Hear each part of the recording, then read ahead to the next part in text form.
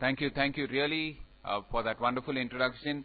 But remember, friends, that any sort of achievement which you get is only limited to that particular moment. When Usain Bolt won the gold medal at the Olympics, he was a champion only for that time when the national anthem of Jamaica was played and when he received the gold medal. As soon as he came down, he was the defending champion and he has to work for the next 4 years to defend his championship, isn't it? So remember that anything which you have heard about me, anything which you have seen about me and whatever you have talked about me is just a matter of the past. You are in, whenever I coach executives and I train them for communication, I tell them you are only as good as your last performance. And that's an eternal truth of life. So keep that in mind before I start off my session on excellence. Now coming to the point, you all have had a session on operational excellence. You all have had a session on excelling through excellence with Mr. Chandramohan. Now what is the greatest barrier to excellence? Today I will talk about the greatest barrier to excellence and what you can do to overcome such a barrier. Now let me start off by telling you two small stories.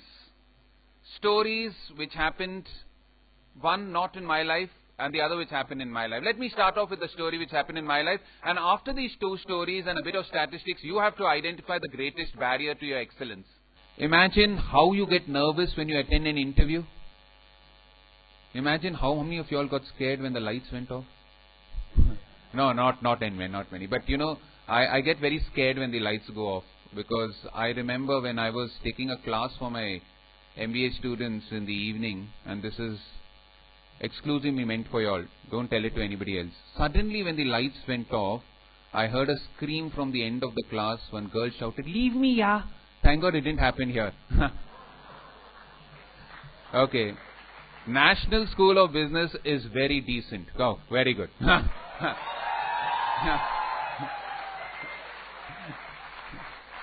Okay, fine. Now, so that there is one barrier, one thing which can cause havoc to your life, and that is this one emotion called fear. In the remaining half an hour or 40 minutes which I have, let me tell you one more thing, that the difference between greatness and anonymity is this fear. If you think, who invented the telephone? Anybody can tell me? Graham Bell, fantastic. But did you know that there were two scientists, Elisha Gray and Antonio Meucci, who had also developed the prototype of the telephone much before Graham Bell?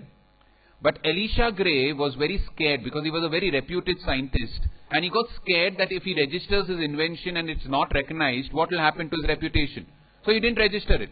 Antonio Meucci was very scared that if he registers his patent and spends $100, and if it doesn't work, he'll lose that money.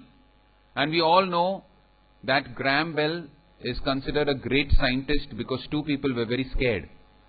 Who invented the aeroplane? Absolutely. But did you know that there was one more scientist called Samuel Pierpont Langley, who had actually developed the prototype of the aeroplane much before the Wright brothers? But you know he was scared of whom? His wife. His wife used to tell him, "You're stupid. You go up over there, and if you fall off, I'll become a widow. So you don't have any sense. How will you take care of my family?" And he was so scared of his wife. He was so scared of falling off his own invention that he did not register his patent. And the Wright brothers, I won't get time to talk about them, but they are a wonderful set of inspiration for all of your Orville and Wilbur Wright. The way they came out with the aeroplane is a story of its own. But anyway, we know the Wright brothers, we know Graham Bell, we know these two as the greatest scientists of our time, but we have forgotten Elisha Gray. We have forgotten Antonio Meucci. We have forgotten Samuel Pierpont Langley just because of this one emotion called fear. Now, in the remaining 20-25 minutes or half an hour which I have, let me tell you two basic antidotes to this great venom called fear. What do you do to overcome this fear? What do you do to you come out of this very, very dreaded emotion called fear? Where can you get solace from this fear? Now, the first antidote is in the form of a story which I would like to tell you. This again happened to me when I was in 8th standard. When I was in 8th standard, I was picked up by my teacher to represent the inter-house debate. I was in Bishop Cotton Boys School and I was representing Pope House, and she suddenly told me, middle school debate competition is there, inter-house, Rajdeep, you take part. I had never spoken in public first in my life. I was really scared. It's just like, you're putting a cat who cannot swim into water, and I was very, very scared. I told, ma'am, I don't know. She told, no, take part. And I told, okay. At that time, you have full enthusiasm to take part. But that very evening, I was extremely scared. I was sweating. My mom asked me, what's wrong with you? And I told, no, nothing. Now, the next day, they announced the topic for the debate. The topic used to be announced on one day, and the debate used to be in the next day. So the topic was announced on Tuesday. At 3:30, they put it up on the notice board. The topic was, does the Indian police cater to the requirements of our citizens? And I had to say, yes, they cater to the requirements of our citizens. And that made me more scared. Okay, so I was very, very scared at that particular point of time. I went home. I didn't know what to do. The next day, the debate was at 2:30. I was absolutely panic-stricken. I told my mom, this is there, and she told, no, don't worry, we'll read up something. We started looking up some newspaper articles. I started reading, but my fear was so great that by evening I had got a high fever. And my mom took me to the doctor. The doctor examined me. He found that I had a complete burning body. I was completely sick, but my hand and feet were very cold. And he told, what sort of specimen have you given birth to? His hands and feet are cold, but his body is completely burning. This is not any infection, ma'am. This is, I think so, he's got some trauma. That's why he's having this. Give him a crocin. He'll be okay by tomorrow. She gave me a crocin, and I was so scared. I felt like puking all the time. The next day morning, 9:30, I went to school and I met my house teacher, Mrs. Ruth Sequeira, and I told her, ma'am, I'm not going to take part in this competition. Usually a teacher will shout at you, scream at you, and tell you, okay, you ditched me, you have told me this, and you're not taking part, and the event is at 2:30, where will I find a replacement? But she didn't do anything of that sort. She told me, Rajdeep, come in the break. The break is at 10:40. Please come and meet me. I'll speak to you. I went and met her in the break at 10:40. At 10:40, as I went in, she asked me a simple question. Rajdeep, what are you scared of? I told, ma'am, I'm taking part for the first time, ma'am. I'm really scared, ma'am. 500 students in the auditorium, 40 teachers, ma'am. All of them looking at me. I'm very, very nervous. I'm very, very nervous, ma'am. I can't take part. She told, you're scared of that? I told, yes, ma'am. I'm really scared of it. She told, don't worry. I told, no, ma'am. How will they think of me? What will people think of me? I'm not prepared properly. This, that, and all that. And I gave her a big explanation. Again, instead of getting angry, she told me something which dramatically changed my life. She told, Rajdeep, imagine when you were small and when you fell down. Were you bothered about others? And I took my memory and I said, no, ma'am. When I was small, I took my memory back to 5 years, 4 years. When I was small, when I used to fall down, I never used to be bothered of anybody at all. I never used to be bothered. And then she told, Rajdeep, as you're growing older, you started to judge yourself by what other people think of you rather than what you think of yourself. After that, she told me something which was absolutely life-changing. She told me, Rajdeep, every person is made up of 3 layers. There are 3 aspects of every human being. The 3 aspects are being good, feeling good, and looking good. When you were small, you wanted to be good first. Yes? Remember the days when you were small, you want to share your tiffin with your friends. You want to go and help them. And your mother tells you, no, beta, you eat everything. Don't share it with your friends. Then you want to feel good. You want to run behind the butterflies. You want to go in the sand. You want to eat that ice cream. And only then you want to look good in front of everybody else. But after a point of time, the entire thing changes upside down. What do you want to do now? You want to look good first, you want to feel good second, and then you want to be good. Imagine now if somebody comes up over here to give me a vote of thanks and he trips, the first thing which he'll do is he'll look around at how many people have seen him. Yes or no? When you go and give a presentation in a class, the first thing you're worried about is what other people are going to talk about me after I give my presentation. She told me this exactly. You want to look good first, then you want to feel good, and then you want to be good. She told Rajdeep, forget about it. I am going to give you a 2-word mantra. Just remember this mantra and all your fears will vanish. I told, what is this 2-word mantra, ma'am? She told, the 2 words are, so what? I told, so what? She told, yes, so what? When you laugh, you fear appearing a fool. So what? Fools have a lot of fun. When you cry, you fear appearing sentimental. So what? At least you let out your emotions.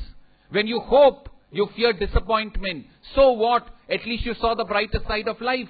When you love, you fear rejection. So what? At least you had a blissful feeling. When you try, you fear failure.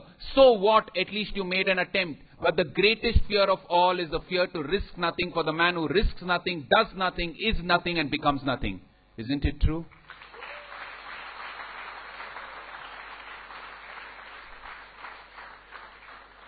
Just remember the word, so what? It doesn't make a difference. It absolutely doesn't make a difference what the world is thinking of you. The greatest problem in your life is that virus which sits in your head. What is that other person thinking of me? Even if he thinks of you 100 times, it's not going to make a difference in your life. Take it for me for granted. What is the great deal? You go and make a presentation. If he talks bad about you, it's okay. If he talks good about you, it's okay. You are the greatest critic and judge of your life. Why are you living your life on the basis of what other people are thinking of you? There's a famous rule which is called the 20-40-60 rule. At 20, that's your age now, you keep thinking of what other people are thinking of me. At the age of 40, you come to terms to the fact that that's not worth thinking of what other people are thinking of me. And at 60, you come to the realization that nobody was actually thinking of you. And it's absolutely true. Do you think people are going to waste their time thinking of you? And even if they think of you, they're going to talk when you're going to do well, when you're going to do badly. There's a famous song by this Rajesh Khanna who died recently. Kuch to log kahenge, logon ka kaam hai कहना. They will talk. Every person will talk when you have to do. They didn't leave Sita. Will they leave you? They didn't leave anybody. They will talk when you do good. Oh, he Mustafa is the teacher. That's why he got good marks. If you do badly, he's a loser in life. People will continue talking about you and you will keep worrying about what they're talking about you. It's an absolute waste of time. Say, so what? Doesn't matter if they talk about you. And remember, so what doesn't mean I don't care. So what means you are independent of the attributes of what other people are thinking of you, but you are your best judge. When you go home and sleep in the night, if you think you have done a good performance, you have done a good performance. It doesn't matter if anybody talks about you. But you yourself think that you have not done a good performance, then you have to do some introspection and come out of life. But otherwise, you will have people who will drag you down to their level and they will talk against you whatever happens. There was this man called Robert Fulton. You know who's Robert Fulton? Robert Fulton was the man who invented the steamboat. And everybody told that it's impossible to get a boat on the river to move without oars. You know these oars? Or a sail. You have a sail. And Robert Fulton, everybody in America in the 1900s said, impossible, Robert. You can't do it in life. It's all nonsense which you're trying. You cannot move a boat without rows of oars or with sails. But he continued. He was telling, so what? Never mind. Let me try. Let me try. In 1908, he gave a newspaper advertisement saying that I am going to launch my steamboat on the Hudson River. Whoever wants to come, please come and witness the steamboat. 2,000 people gathered at the Hudson River, out of which 1,785 had come to criticize him. When it doesn't move, we'll all shout at him and jeer him. Hey, you fellow told you're going to move it. It's not going to move. He started the steamboat and it started moving. And all those 1,785 people started clapping and cheering. Hey, he started moving it. No, now he can't stop it. Now he can't. People will talk. And when he stopped it, they all shut up and they went home. Isn't it? Every time people will talk, whatever they have to talk, you have to do your work. Your success is your success. Everybody else's success is their success. Nobody has a time of thinking about you. Today evening you go home, you have a big headache. Somebody rings you up and tells you your friend also has a big headache. Will you worry about your headache or his headache? Correct? You are the most important person in your life. Your success is your success. MS Dhoni hits a 6 and gets a 6 crore for Chennai Super Kings. Will he give you 1 paisa? One person goes and sits in the KBC chair, he wins 1 crore. Will he give you 1 paisa? Kareena Kapoor gets married to Saif Ali Khan. Will she give you 1 whatever? Nothing. Their success is their success. Your success is your success. I am not telling you not to feel happy. You can feel happy, but you might feel very happy Sushil Kumar wins a silver for India. You might feel very happy that Mary Kom wins a bronze for India in the Olympics. You might feel very, very happy that a movie like Ekta Tiger goes a hit. But where are you going, my friend? I am not telling not to be proud of India as an Indian. I am telling you be extremely proud as an Indian if anybody wins an Olympic bronze, silver, gold. But I am telling you one more thing. It's greater if you do something which makes India proud of you. It's greater that you do something that India becomes proud of you, and nobody will stop you from your success, and you are the greatest hindrance to your own success because you're scared, because you're worried about what other people are thinking of. Yes or no? Next 10-15 minutes are going to be very crucial. Listen to me very, very carefully, because this changed my life and it's going to change your life. The second antidote. So what's the first antidote to cure fear? So, absolutely great. The second antidote to fear is that one word which is common to all 26 official Indian languages and hundreds of dialects spoken all across our country. There is one word which is common to all 26 official Indian languages and hundreds of dialects spoken all across our country. It's not Ma. It's not Pita. You have different words for that, I and all that. There is one word, and this one word is the second antidote to fear. Can anybody guess me? If you guess this answer, I am becoming very generous now. Whoever tells me this answer will get a prize from me. It's a 21-inch color TV. Poster, 21-inch color TV. I didn't end it, okay? You all tell me, what's that one word? Yeah, please shout. Om is it's not a word which is spoken in a dialect. It's just I can understand Amin, Om, all that is okay. But there is one word. This one word is Vishwas or faith. Whether you take Tamil, Telugu, Marathi, Sindhi, Hindi. There is one word which is Vishwas. If you have faith in your own ability, you can move mountains. You can absolutely move mountains.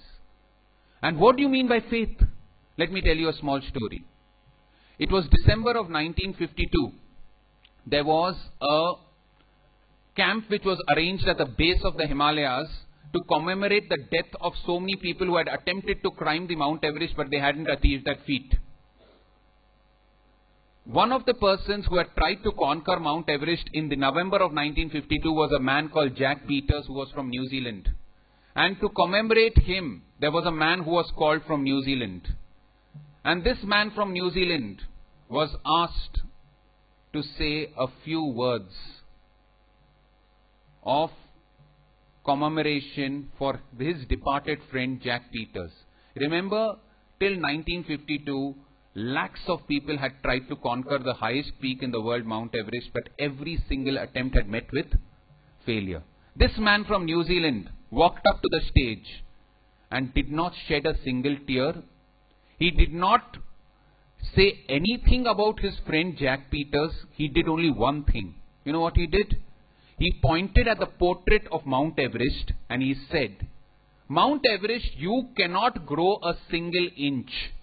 but you have underestimated human potential and faith. We will grow and we will keep growing and we will conquer you. And he walked off stage. Mount Everest, you haven't grown a single inch. You have remained 8,848 meters since man knows you. But human faith and potential keeps. And in May 1953, the next year, the same man from New Zealand, Edmund Hillary, along with his assistant Tenzing Norgay, climbed Mount Everest. And it was not easy. 30 meters before he was about to climb Mount Everest, Edmund Hillary developed gangrene on his hands. You know gangrene? It's a type of fungus. If it spreads throughout your body, you're dead. You're finished. You're khatam. You're khalas. And Tenzing told him, come back.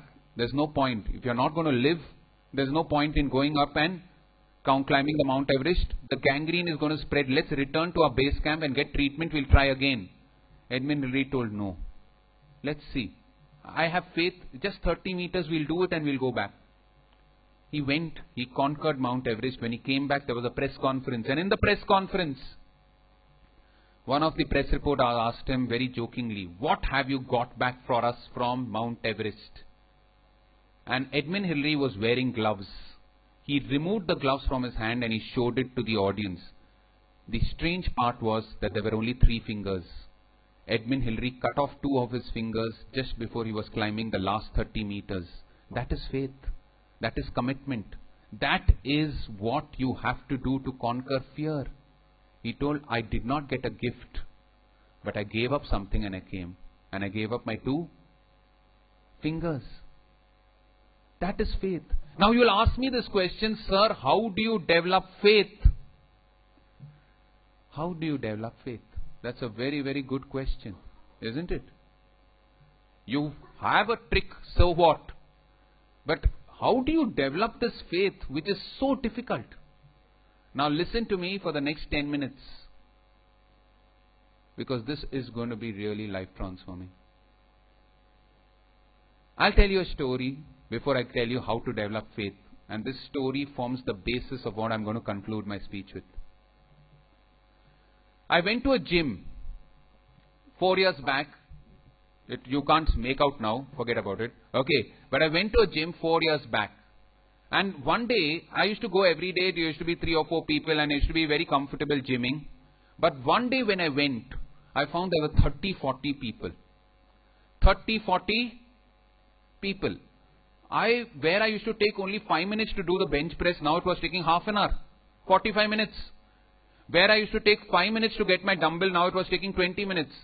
After the entire ordeal was over, I went to the gym owner and I told, what did you do, sir? That suddenly there are 30, 40 people in the gym where there were only 5, 10 people. Did you distribute pamphlets? Did you give an advertisement in the newspaper? What did you do? And that fellow told, nothing, sir. I didn't do anything, sir. I told, what? You didn't do anything? Suddenly it cannot be out of magic that 8 times the number of people which are normally coming are coming, sir. He told, no, sir, I didn't do no pamphlet, no advertisement, sir.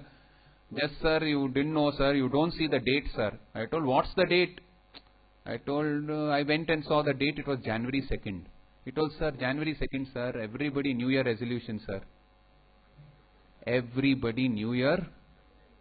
If you ask the Bangalore traffic police, leave alone that. January 2nd. He told, sir, you wait till Jan 15th. Jan 15th, only 10 people were coming in the gym. By February 1st, I was alone in the gym. Understand? If you go and ask the Bangalore traffic police what is their most nightmarish time, they will tell you the month of January in Lal Bagh and Cubbon Park. Everybody goes there to jog. Everybody goes there and makes a resolution to go and walk. Everybody says, I'm going to exercise. By February 1st, you go to Lal Bagh, you'll be alone on that hill over there. Nobody else will be there. And this brings me to a very, very serious thing to develop faith. Remember today in the morning when the alarm bell rang? 6 o'clock. What did you do? There's a stupid function in that alarm clock called snooze. You'll put it on snooze and you'll sleep off for another 15 minutes. It rings again at 6:15. What do? You put it on snooze again and sleep off for another 15. What have you done? What have you done? Let me tell you one thing. If I've achieved anything in life today, I've achieved it because I have kept up to my commitments. And that is the golden rule of developing faith. I'll tell you, it's the golden rule. I was a Hindi medium student till 3rd standard. I came from Nasik. I couldn't speak one word of English properly. Nothing I could speak. But when I came to school, in Bishop Cotton Boys School, in 3rd standard, I was teased by my friends. They used to call me HMT, Hindi medium type. Afterwards, now they tease me HMT, half mote tale. That's a different thing. Okay, but they used to tease me. But I made a commitment. I'm going to learn 2 new words every day in English and I'm going to apply it to sentences. And every day without fail, I kept using those 2 words in English sentences, applying that, committing myself to it. I did not give it up for a single day. By 8th standard, I told you I was picked up for my debate team. Yes or no? What did I do? I didn't do anything extraordinary. Nothing. I'm a useless fellow. Blind, can't speak English properly. What did I achieve in life? I achieved it because I kept to my commitment. When I joined Jain College 16 years back, I was a hopeless teacher. Absolutely hopeless. I used to go to class, people used to run out of class. Boring fellow came. Absolutely hopeless. At that time, God bless that person. I was reading a book called Chicken Soup for the Soul. Chicken Soup for the Soul, have you heard of him? The person who wrote it is, there are 2 authors, Jack Canfield and Mark Victor Hansen. And I was very intrigued about the fact that how did this Chicken Soup for the Soul, which is just a collection of stories, suddenly become a blockbuster? 500 million copies, half the world's population is reading Chicken Soup for the Soul. And I kept, because Panchantantra, Hitopdesha, Jataka Tales, all are collection of stories. Why didn't they become so famous? I got the answer when I was going through a radio channel.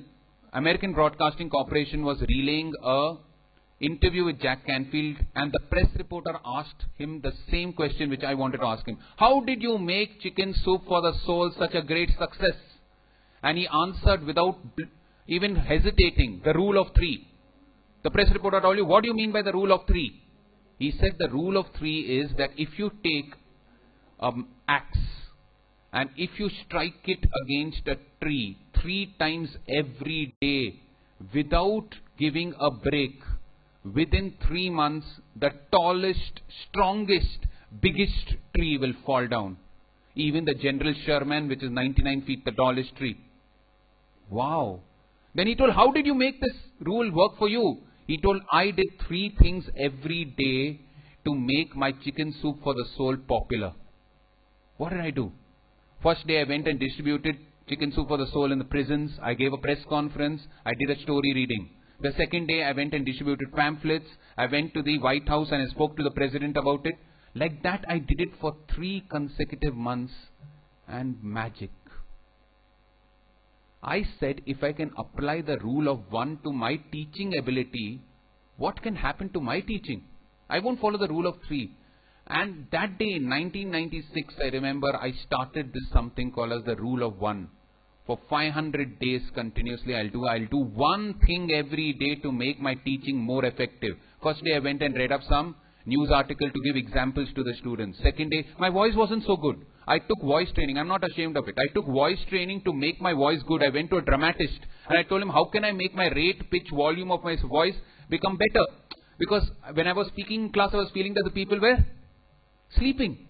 I went for voice training. The third day I went and read up some research article. Like that I did 1 thing every day committedly. After 6 months, the population of my class went from 40 to 80%. By the end of 9 months, my classes were full.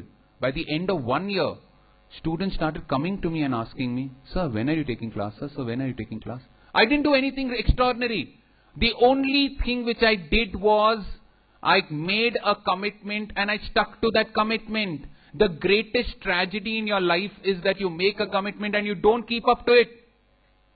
You tell, I'm going to get up at 6 o'clock in the morning. You put that stupid snooze and sleep off. What have you done? You have not insulted anybody. You have insulted yourself. When you say, I'm going to submit my assignment in time, you don't submit your assignment in time. You have not insulted the teacher, you have insulted yourself. When you say, I'm going to start gymming in the morning, I'm going to go for exercises, you don't go for the exercises. You have not insulted anybody, you have insulted yourself. You fall in anybody else's eyes, it's okay. If you fall in your own eyes, that's the greatest tragedy of life. Every commitment you honor is a stroke in the painting of your life.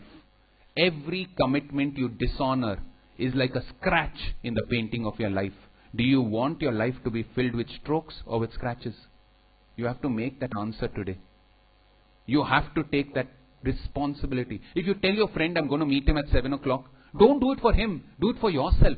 And every time you meet that commitment, you grow in confidence. Whenever I got up, I made a commitment 2 years back, I'm going to get up at 4:30 for meditation. Whatever happens, 4:30, 10 minutes here, there, 4:40 I get up. Because whenever I get up, something inside me tells me, Rajdeep, fantastic. If you can do this, you can do something more. And every time you dishonor a commitment, something inside me tells you, Chah, you can't even do this in life. What will you do else? Isn't it true? The only way to develop faith is keep to your commitments. You will see magic happening in your life. Speak in the law properly. He had all the problems in the world with his wife, with his children. But one incident completely churned him and turned him upside down. Mohandas was converted into Mahatma Gandhi in one day. What was Mother Teresa? An ordinary school teacher, Sister Agnes, working in a school. She did not even have aspirations to become a headmistress of a school.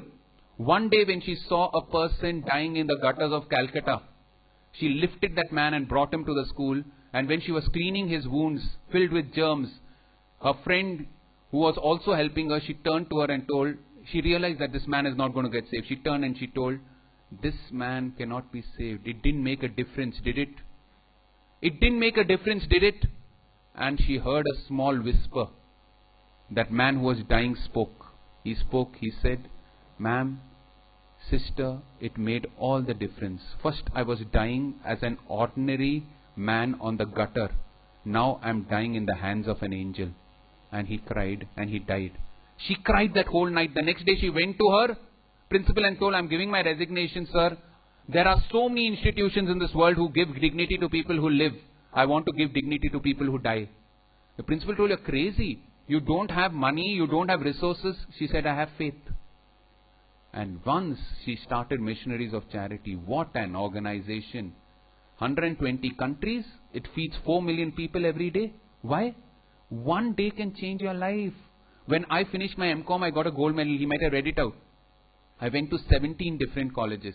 And every single college told me the same thing. You can't see, you can't teach, you won't be able to write on the board, you won't be able to control the class. The 18th time I read an advertisement about Jain College, I thought I'm not going to go. There's no use. My mother told me something which changed my life.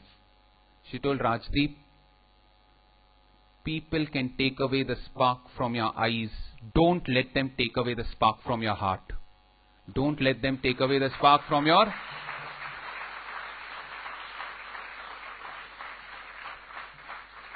And I completely changed. I said, yes, nobody has the right to take away the spark from my heart. And that changed me. It takes one day. You might have had a very bad past. You might have screwed up all your things, whatever you have done in the past, a bad relationship, a bad financial problem. You might have had all the problems. It doesn't matter. You start today. Today is the first day for the rest of your life. Your future begins today. Your past has nothing to do with what you're going to do in the future. It has nothing to do with what you're going to do in the future. So just remember, friends, I have to end my talk. I've spoken quite a lot. Fear is the greatest barrier to your excellence. The only way in which you can overcome fear is by saying, so what? And having faith. And how do you develop that faith?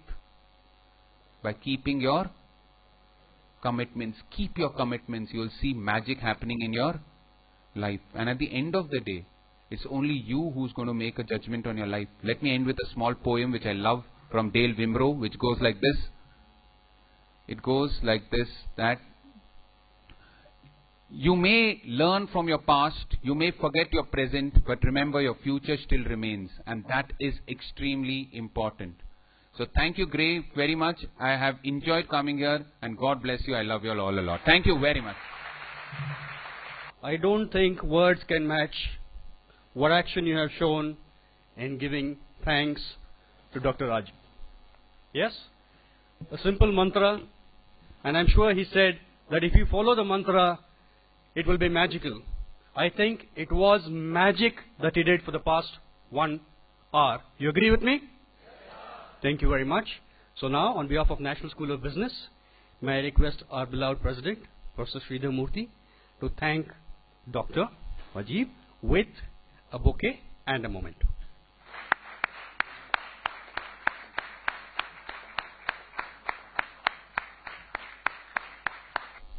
Good afternoon, friends.